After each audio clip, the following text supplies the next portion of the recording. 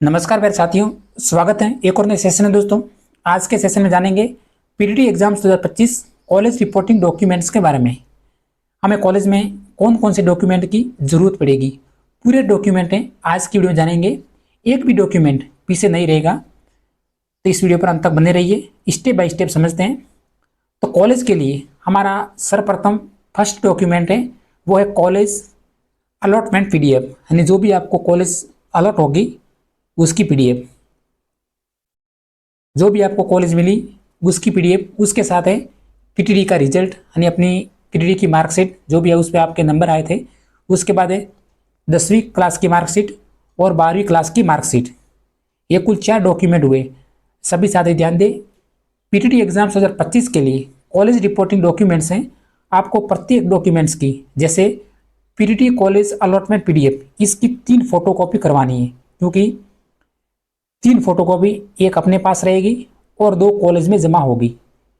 इनमें से 2 में से एक कॉलेज में रहेगी और एक यूनिवर्सिटी में जाएगी, जो भी आपका महाविद्यालय होगा जिस यूनिवर्सिटी से संबंधित, जैसे जय नारायण व्यास है, पंडित दीनदयाल उपाध्याय शेखावटी यूनिवर्सिटी, इस तरह से जाएगी। तो टोटल आपको एक पीडीएफ की 3 फोटोकॉपी निकालनी है।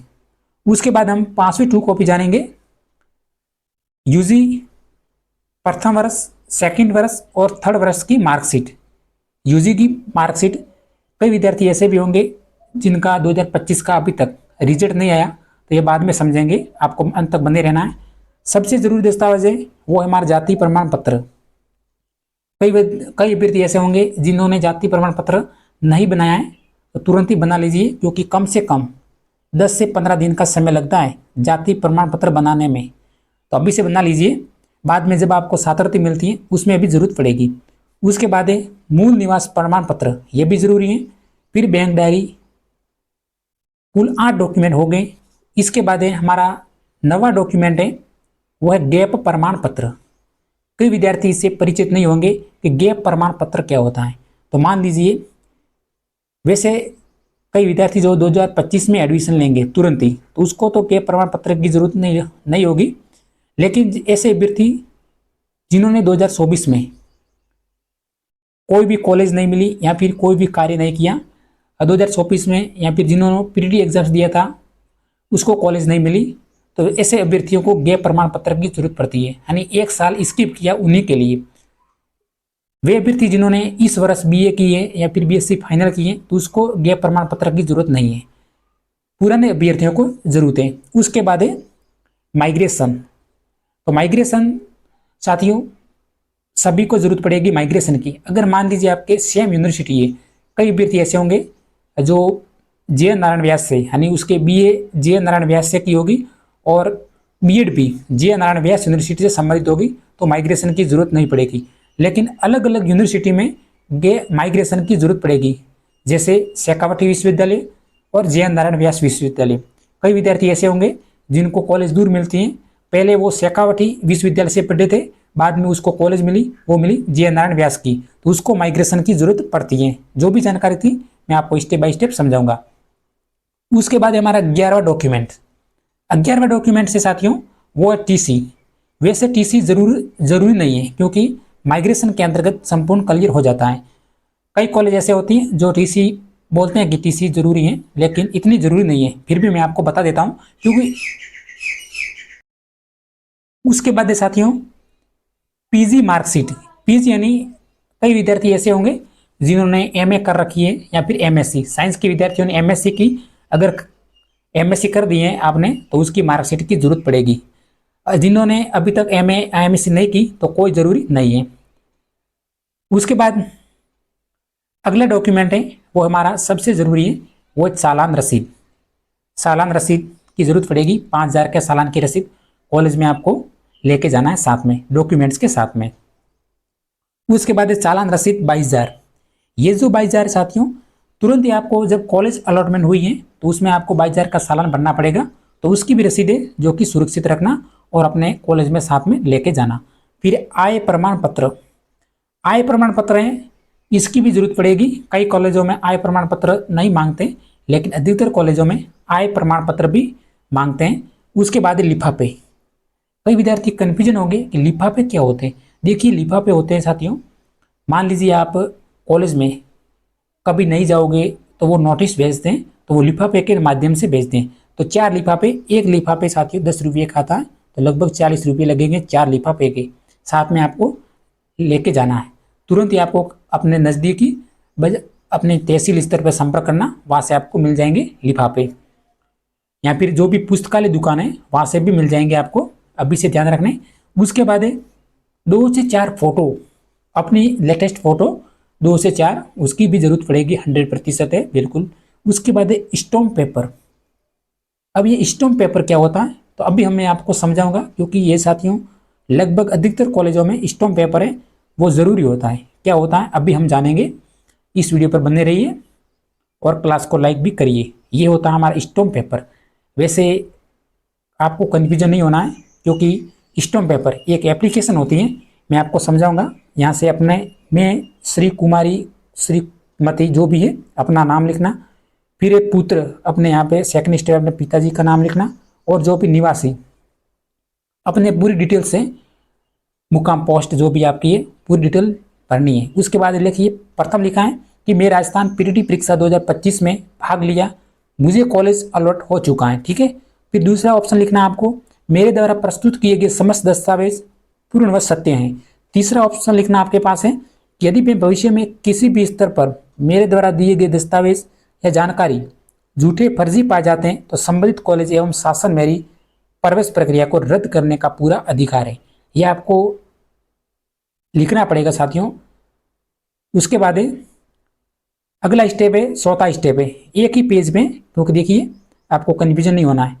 प्रथम, सेकंड, थर्ड और चौथा ऑप्शन है जो मैंने अलग से लिखा है ताकि आप कन्फ्यूजन ना हो। उसके बाद हमारा चौथा ऑप्शन है, मैं ये भी घोषणा करता हूं कि कॉलेज में प्रवेश लेने के बाद कॉलेज की समस्त नियमावली, अनुशासन और शर्तें का पालन करूंगा। फिर पांचवा ऑप्शन, यदि भविष्य में मुझे किसी अन्य संस्था या सरकारी सेवा में चयन होता है, कॉलेज छोड़ता हूं, तो मैं किसी प्रकार का दावा या विवाद नहीं करूंगा। ये कॉलेज वाले माप मांगते हैं आपसे। और अंत में लिखना है आपको, मैं ये घोषणा पूर्ण रूप से होश हवास में बिना किसी दबाव के कारण करता हूं। तुरंत ही आपको इसकी पीडीएफ का स्क्रीनशॉट ले लेना है, क्योंकि बाद में आपको फिर दिक्कत नहीं होगी। इसके जस्ट नीचे आपको अपना हस्ताक्षर, अपना नाम, दिनांक और स्थान, फिर उसके बाद आपको क्या करना है, वकील की मुहर और हस्ताक्षर नोटरी करवानी है यहाँ पे इस तरह से, तो हो जाएगा आपका लगभग 20 रुपये लेंगे नोटरी के। और उसके बाद स्टॉम्प के लगभग 50 रुपये लगेंगे आपको टोटल।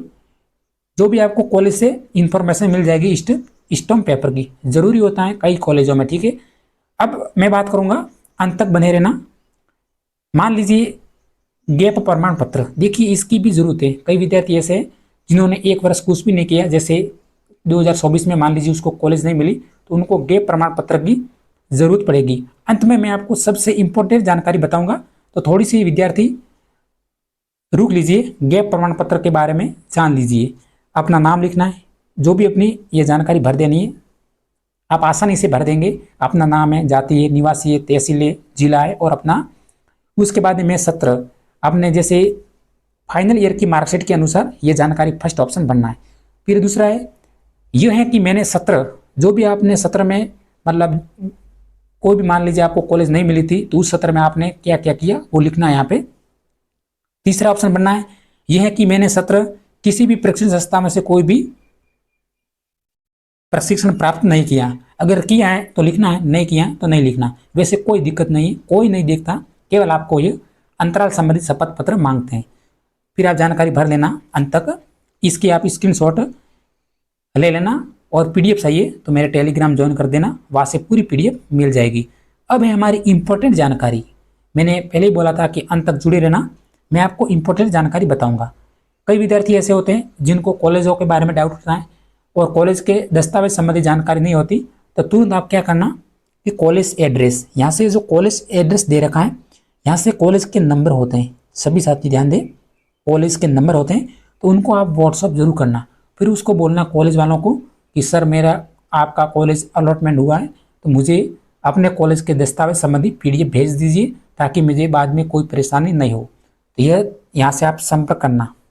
उसके बाद क्या करना है, तुरंत ही आपको जो भी कॉलेज मिली है, कॉलेज मिल जाने के बाद आपको यहाँ से अपलोड करनी है मार्कशीट, ये आपको ऑनलाइन करनी है, ठीक है। दस्तावेज तो मैंने आपको बता दिया, लेकिन ये आपको ऑनलाइन करना है।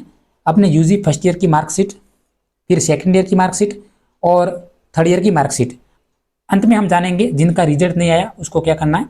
उसके बाद है अपलोड पीजी प्री और फाइनल मार्कशीट। अगर आपके पीजी एमए एमएससी है तो अपलोड करनी है, अगर नहीं किए तो नहीं करनी, ठीक है, कोई दिक्कत नहीं। अगर आपने फर्स्ट साल में कर दी एमए और सेकंड साल का रिजल्ट भी नहीं आया तो केवल फर्स्ट साल की करनी है, ठीक है। उसके बाद है 5वां ऑप्शन है upload hand writing self declaration format. ये क्या होता है 5वां ऑप्शन? कई कई विद्यार्थी कन्फ्यूजन होंगे कि 5वां ऑप्शन क्या बोल रहा है, तो अभी समझ लीजिए, तुरंत ही आपको मैं समझाता हूँ, क्योंकि आपको इस चैनल पे संपूर्ण जानकारी मिलेगी, एक भी डॉक्यूमेंट से पीछे नहीं रहोगे। अगर आप वीडियो अंत तक देखते रहिए, क्लास को बस आपको लाइक करना है ताकि अंत तक संपूर्ण जानकारी मिलती रहे। ये होता है आपका काउंसलिंग लेटर स्व घोषणा पत्र। जो 5वां ऑप्शन मैंने आपको बताया था, इसको आपको ऑनलाइन अपलोड करना है। यह एक घोषणा पत्र है जिसकी आपको एप्लीकेशन अपने सादे कागज पर लिखनी है। मैं घोषणा करती हूँ कि मेरे द्वारा आवेदन पत्र भरते समय ऑनलाइन काउंसलिंग में शामिल होते समय भरी गई संपूर्ण जानकारी मेरे द्वारा सही है। मैं उपरोक्त कोर्स में प्रवेश लेने आवश्यक समस्त दस्तावेज पूरी करता हूँ। भविष्य में मेरे द्वारा भरी गई किसी प्रकार की जानकारी में अगर कोई त्रुटि पाई जाती है तो मेरा प्रवेश निरस्त हो सकता है। अपना रोल नंबर, अपना नाम और अपना दिनांक लिख लेना साथियों, ये 5वां ऑप्शन पे, ठीक है, मैंने आपको बता दिया तुरंत ही। उसके बाद थोड़ा सा जूम कर लेते हैं ताकि आपको साफ दिखाई दे। फिर 6वां ऑप्शन है अपलोड लेटेस्ट फोटो। अपना फोटो अपलोड करना है और अपलोड कास्ट सर्टिफिकेट केवल करना है। 7वां ऑप्शन बोल रहा है ओबीसी एनसीएल को। देखिए, अपलोड जाति प्रमाण पत्र आपको अपलोड करना है केवल ओबीसी एनसीएल को, बाकी एससी एसटी को किसी को भी नहीं करना है, ईडब्ल्यूएस को भी नहीं करना है, जनरल कैटेगरी को भी नहीं करना है, सिर्फ करना है ओबीसी कैटेगरी को, यहाँ से जाति प्रमाण पत्र। तो संपूर्ण जानकारी थी, मैंने बताने की पूरी आपको कोशिश की। फिर भी अगर आपको कोई डाउट है तो मेरे टेलीग्राम पे लिंक दे रखी है, वहाँ से टेलीग्राम ज्वाइन कर देना। अगर हमारी जानकारी आपको पसंद लगी हो तो इस चैनल को सब्सक्राइब साथियों जरूर कर दें, क्योंकि हर अपडेट आपको पूरी तरह से सही मिलती है। जय हिंद।